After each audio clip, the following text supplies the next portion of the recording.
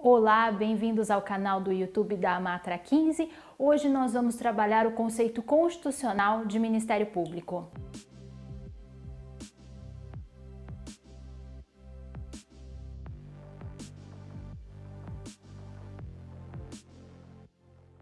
Olá, meu nome é Carolina Marzoli Irata Zedes, eu sou procuradora do trabalho na Procuradoria Regional da 15ª Região, aqui em Campinas, e hoje vou trabalhar com os senhores o conceito constitucional de Ministério Público, não precisamente de Ministério Público do Trabalho, mas de Ministério Público.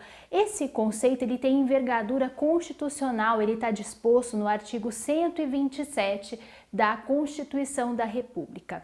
De acordo com esse preceito constitucional, o Ministério Público é instituição permanente, essencial à função jurisdicional do Estado, incumbindo-lhe a defesa da ordem jurídica, do regime democrático e dos interesses sociais individuais indisponíveis.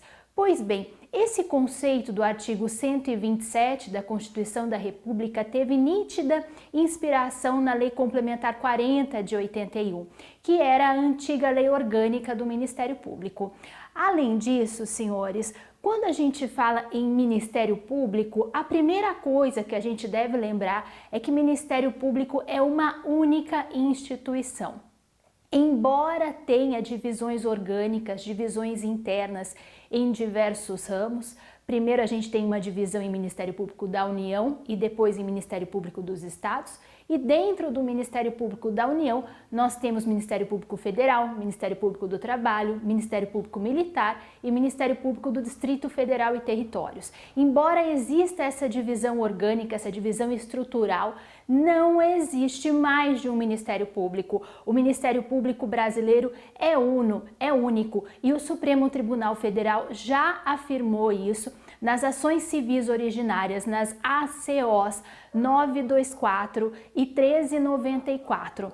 Nessas ações civis originárias, o Supremo Tribunal Federal afirmou a competência do Procurador-Geral da República. Procurador-Geral da República é chefe do Ministério Público da União, mas o Supremo conferiu ao Procurador-Geral da República a atribuição para diluição, para decisão dos conflitos de competência surgidos entre membros do Ministério Público da União e entre membros dos Ministérios Públicos dos Estados. Pois bem, então, nesses julgados, o Supremo Tribunal Federal acabou reafirmando o caráter unitário do Ministério Público brasileiro, ou seja, conflitos de competência entre membros do MPU e do MPE compete ao Procurador-Geral da República fazer a respectiva diluição, dirimir esse conflito de atribuição. Isso porque, disse o Supremo Tribunal Federal, o Ministério Público brasileiro é único e essa é uma questão administrativa, não jurisdicional. Antes desses precedentes, o entendimento do Supremo Tribunal Federal era que se tratava de um conflito federativo e, portanto, era a atribuição, era do próprio Supremo Tribunal Federal a atribuição para decidir esses conflitos de competência entre membros do Ministério Público da União e membros do Ministério Público Estadual. Pois bem, já avançando um pouquinho mais, reafirmando que o Ministério Público é uma única instituição, Ministério Público é instituição permanente. O que significa instituição permanente? Significa que é uma instituição que não pode ser abolida por emenda constitucional. O poder constituinte reformador não pode abolir o Ministério Público. Isso porque o Ministério Público constitui uma cláusula institucional de efetividade dos direitos fundamentais. É uma instituição vocacionada à defesa, à promoção, à efetiva implementação dos direitos fundamentais. Portanto, senhores, o Ministério Público trata-se de uma cláusula pétrea heterotópica, ok? Além disso, o Ministério Público é uma função essencial à jurisdição, é essencial à função jurisdicional do Estado. Bem, senhores, o que significa isso? Nesse ponto, se diz que, paradoxalmente, o Constituinte disse mais e menos do que deveria. Disse mais porque nós vamos ver um pouquinho mais à frente que a intervenção do MP é sempre causal. O que eu quero dizer com isso? O Ministério Público não intervém em todas as demandas que tramitam perante o Poder Judiciário, somente naquelas em que haja um motivo que enseje a sua intervenção. E aí, nesses casos, nessas demandas nas quais estão presentes os motivos que ensejam a intervenção do Ministério Público, a sua intervenção é obrigatória, a sua intimação é imperiosa, sob pena de nulidade processual. Mas o fato é que o Ministério Público não desempenha única e exclusivamente funções junto à Justiça. Muito pelo contrário, o Ministério Público tem uma atuação resolutiva muito marcante, muito proeminente. Essa atuação resolutiva, ela se dá de modo extrajudicial, se dá fora da Justiça. E ela é uma atuação que ela vem sendo estimulada pelo Conselho Nacional do Ministério Público por meio da recomendação 54 do CNMP. Ou seja, o Ministério Público não atua única e exclusivamente perante o Poder Judiciário.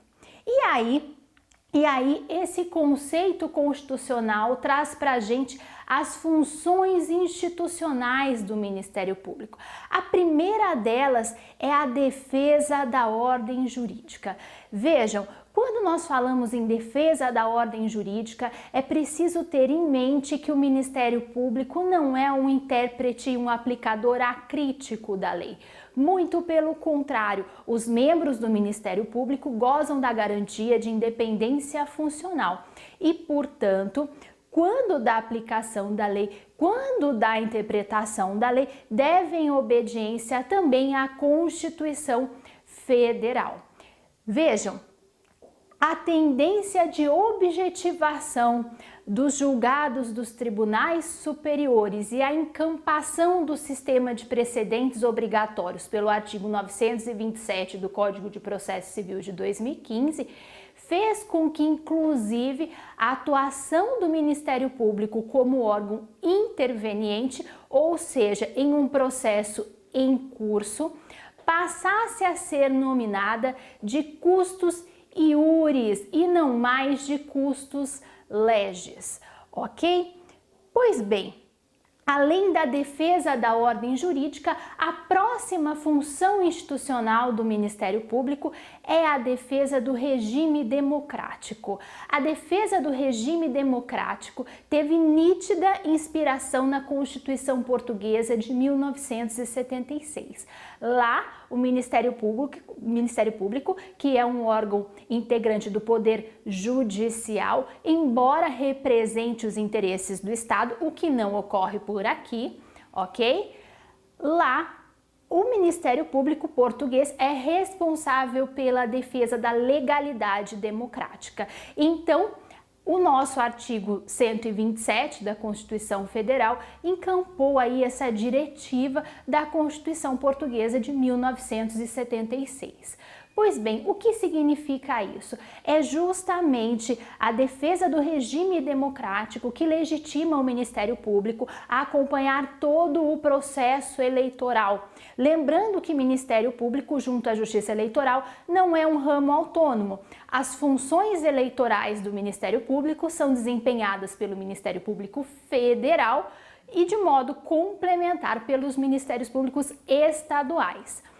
Pois bem, além da participação, do acompanhamento do Ministério Público em todo o processo eleitoral, o Ministério Público, na defesa do regime democrático, ele atua também defendendo a representação popular e os direitos políticos. Além disso, legitima o pedido judicial de representação para fins de intervenção federal, o que está previsto no artigo 34, inciso 7º da Constituição da República. Por último, a função institucional do Ministério Público de defesa dos interesses sociais e individuais indisponíveis. A primeira coisa é lembrar que a mens legis dessa parte do artigo 127 foi justamente desvincular o Ministério Público da defesa dos interesses da pessoa jurídica de direito público. Ou seja, o Ministério Público defende interesses sociais e individuais indisponíveis. Não compete ao Ministério Público brasileiro a representação ou a consultoria jurídica de pessoas jurídicas de direito público. Pois bem, o que quer dizer interesse social, interesse individual indisponível? Eu disse aos senhores, mais no comecinho desse vídeo, que a atuação do Ministério Público é sempre causal. Pois bem, existem basicamente 3 hipóteses que autorizam, que legitimam a atuação do Ministério Público. A primeira delas é a natureza da parte, a qualidade especial da parte. Então, vamos lá, uma demanda proposta por incapaz relativa à exploração de mão de obra infantil. Você vai ter uma demanda qualificada pelo agente que demanda uma proteção especial do Estado. Nesse caso, imperativa a intervenção, o acompanhamento pelo Ministério Público. A outra causa que autoriza a atuação do Ministério Público é a relevância do bem jurídico defendido em determinada ação. Pensem numa causa acidentária, num acidente de trabalho com morte, no qual tenha ocorrido o descumprimento de normas relativas à saúde e segurança do trabalhador. É uma causa, é um processo que, em razão da qualidade da relação jurídica envolvida, da matéria debatida, enseja a atuação do Ministério Público. Além disso, senhores, a última causa de intervenção do Ministério Público é a presença de relevantes interesses sociais. O que são interesses sociais? São aqueles caracterizados pela amplitude do conflito, pela dispersão do conflito. E nesse ponto, o Supremo Tribunal Federal já fixou o entendimento no recurso extraordinário 631-111, tese fixada em repercussão geral, no sentido de que o Ministério Público tem legitimidade para a defesa de direitos individuais homogêneos, ainda que disponíveis, desde que presente uma repercussão social. Senhores, com isso eu encerro o conceito de Ministério Público brasileiro. Se os senhores gostaram da explanação, eu convido os senhores a curtirem esse vídeo, a comentarem, a me enviarem as dúvidas e a continuarem a acompanhar o canal do YouTube da Amatra 15. Muito obrigada, até breve!